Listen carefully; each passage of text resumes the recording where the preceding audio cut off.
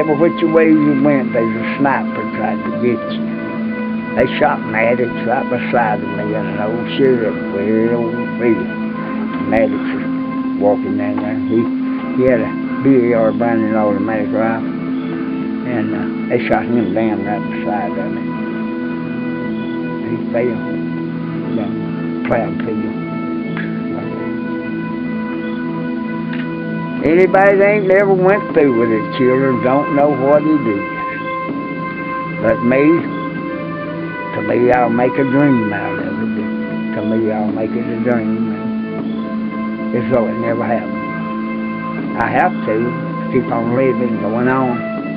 If you hold and ponder things like that, well, you wind up with worries and heartaches that you don't need. Seeing your friends that you care for and think a lot of them drop beside them and stuff like that.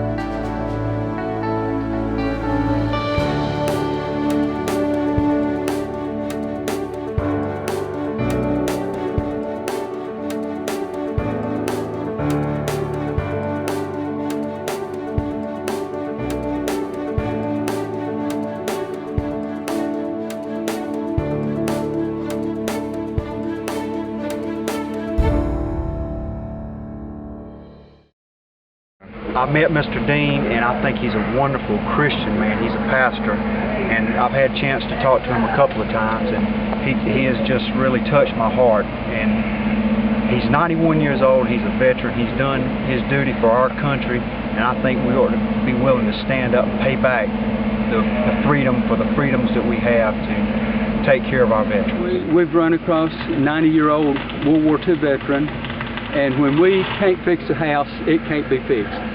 The structure and foundation of the house just there wasn't a place to start in rebuilding anything. We have 35 teams coming in this summer, and some of those teams are skilled. If there's anything to even start with, they can put up new walls. They can go under a lot of times and redo some of the foundation or some of the flooring, and we've just seen some miracles. But in this one case, just everything you needed to attach to was already gone. But we came up with this idea, and it's a home build, but it's kind of the size of what's called a Katrina house, and which means it's just a smaller, more compact house. But we have this veteran, George Dean, living here with his son, and the idea is that we're going to give him a dry, safe, comfortable place to live. He's 90 years old. He served our country, and we're just doing the best we can to serve him. I've been here 22 years or 22. Okay. Are you retired? I've been retired for, I guess,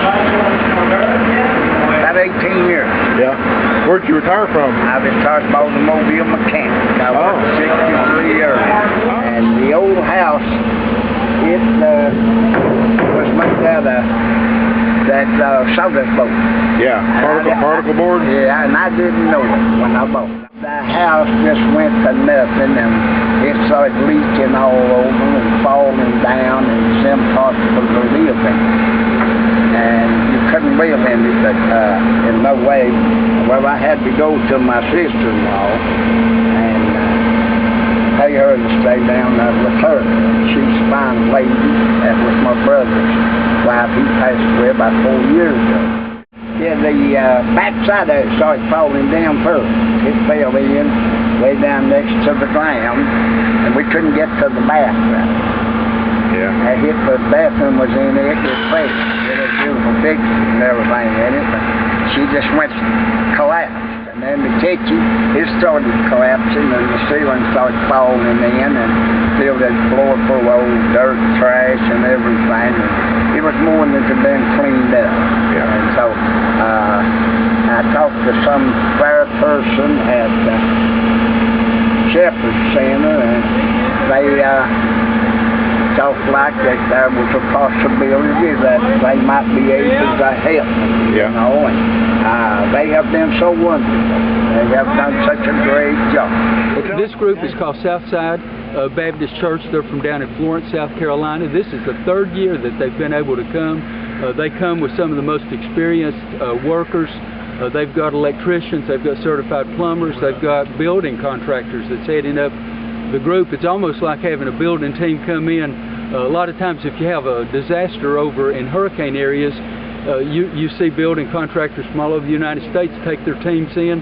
Well, we sort of have that same approach right here in the Appalachia areas. As some of these churches come in and they've got all of these folks in their church. So there's behind us there's something like 20 folks working, and in this particular case we've been blessed with this particular team being able to come, and they've been able to bring these cabinets and refrigerator stove, you know, and they said all of this stuff just has fallen in their lap within the last couple of weeks. It's almost like work, ain't it? I sweated more this week than I've sweated in a long time. He's coming back. He's coming back. All right, easy. Oh, yeah, I guess that's easy. Okay. Good deal. Good job. Got the rubber in there and everything. Our church decided to do another mission project up here in Tennessee with One Accord Ministry. I didn't get to come this time for the pilot trip, but I did when they came back and they said that they found a veteran that needed a home. It was automatic. You could tell that God was in it, and it just automatically that was where we needed to be. He's a character. That's about the biggest word I could find. He is. It's so cool to be able to find someone that actually you can correspond with history, that was there when history was made. I mean, we make history in our different countries that we help with now, but to be able to be in a military action with Patton is just unbelievable to me. But there's a memory in that will never be forgotten. I don't care how long you live, you'll never forget that memory. Like on this serial number, 34720930, I'll know that the day I'm leaving this place. And I've enjoyed my life as working as an automobile mechanic 62 long years. And I tried to help everybody in the world. And then all of a sudden, being an old World War II war vet, here comes these blessed church people, and they put me in a home. Something's worthwhile. I got something out of this life, right? Yes. And I can't tell how much I appreciate that. You told me about the day that you saw George Patton. Oh yeah, at about 2 o'clock in the morning, jumped in the Rhine River so the scoreboards. I don't want to try that no more. Have to come out a mile down the river. That's the swiftest river I ever seen. Now, he was standing right close to you, wasn't he? I mean, he led his troops into Germany. Right beside her. He said, let's go, boys, and jump out that river. I'm telling you, that man didn't care for nothing. He was gone. How deep was it? Huh? How deep was it? I don't know. I didn't find nobody. Backpack, bandoliers, rifle, and hand grenades, and everything, and boots, combat boots, clothes, and everything. Let's go. Here we go. Did you have a rope or something to pull you? Oh, no, it wasn't nothing to hold you. Let's go, boys. Huh. That man was go-getter.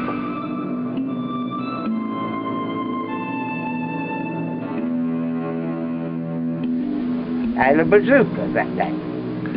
And a man was loading for me, was back here behind me with them bazooka shells where he was at for war rallies, you know. And I was up there, and that tank got on the hill up there, and he was shooting in the town. And he shot that side of the building off. He just cleaned the side of the building. That's it, goes to the wall.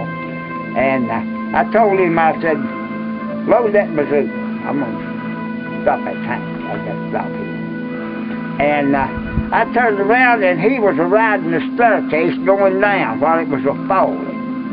but he left the shell. I crawled over on my stomach and got me one left around that bazooka pin, rolled over on my belly, laid that thing up, touched off my shoulder like that, knocked the track off in that thing. I got that bronze star for knocking the track off. I knocked the track off of it. Well, when the gun was out of order, it dropped it down, see, and it couldn't come far on the building. Now, I was up 2 stories up. I had to fall down to jump down to about 12, 15, maybe 20 feet, I don't know.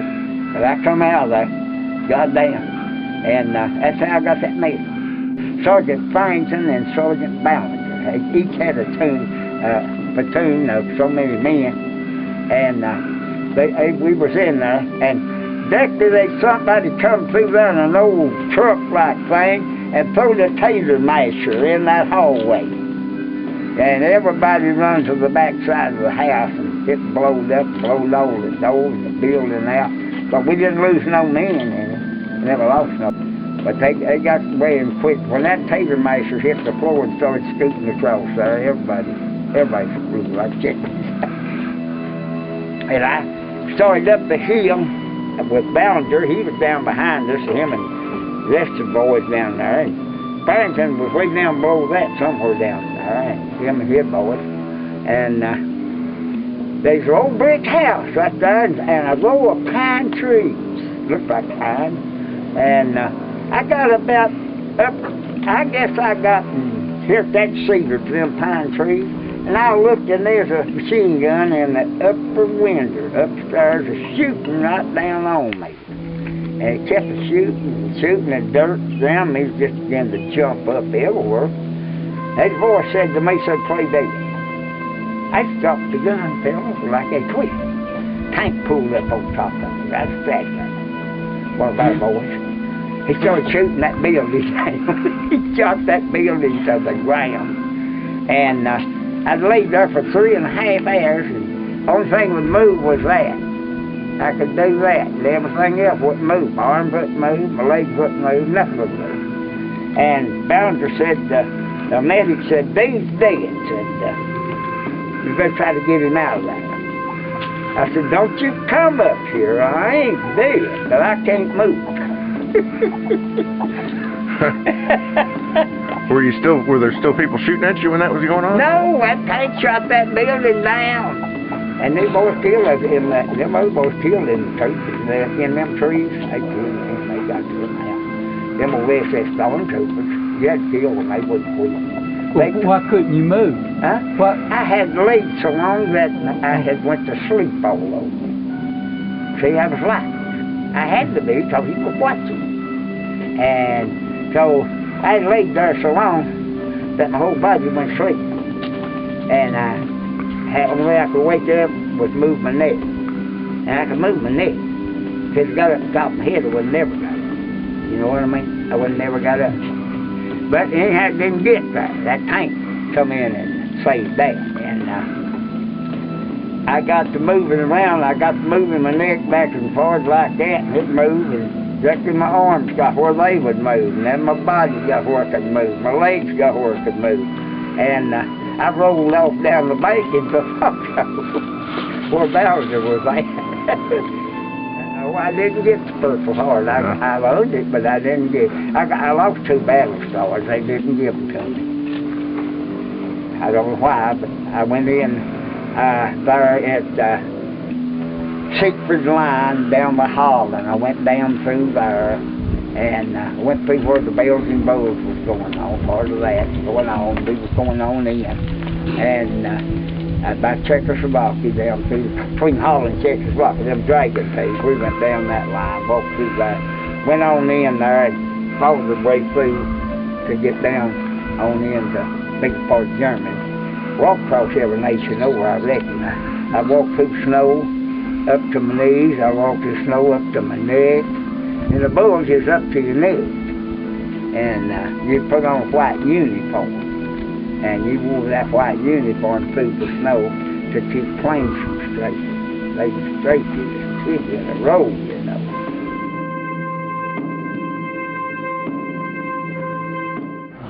Were you surprised that a man who's had those life experiences was in such need? No.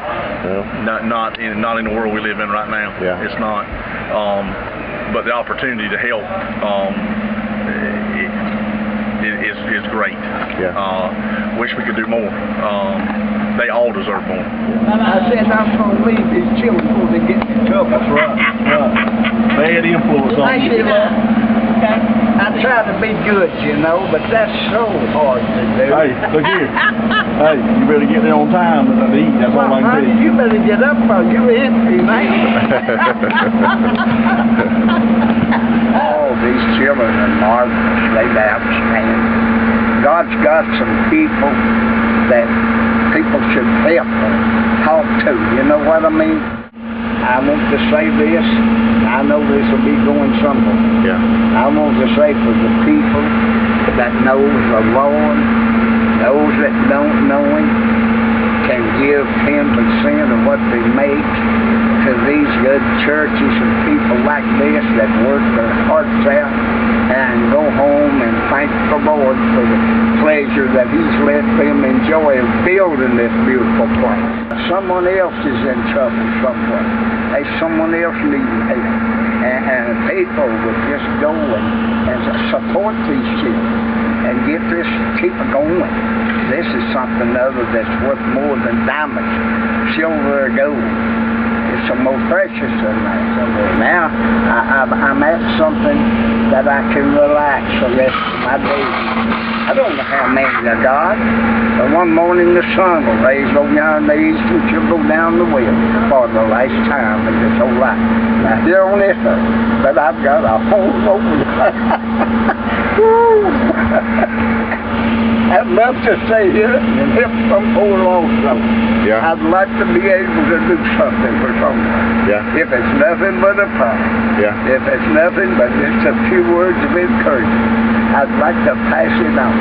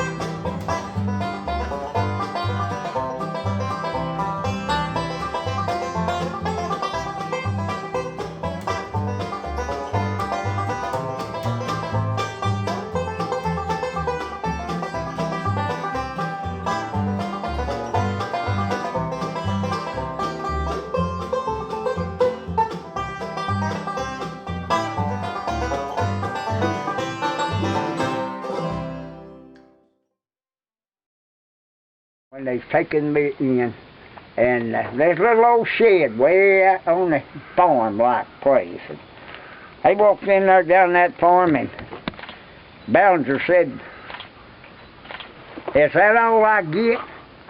No, he said, "I'm going to let you have Dean and William G. Smith and another boy, Ed Dramatics."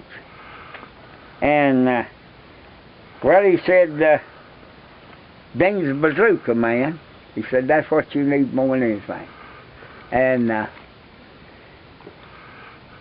the Bouncer said the bazooka's sitting over at the corner and said they killed the one that's carrying it yesterday. I want you to know that. I looked at him like that. I said, well, that don't mean nothing. And I told him, that don't mean nothing. He said, that's a fighting spirit. I like that. He was a good one.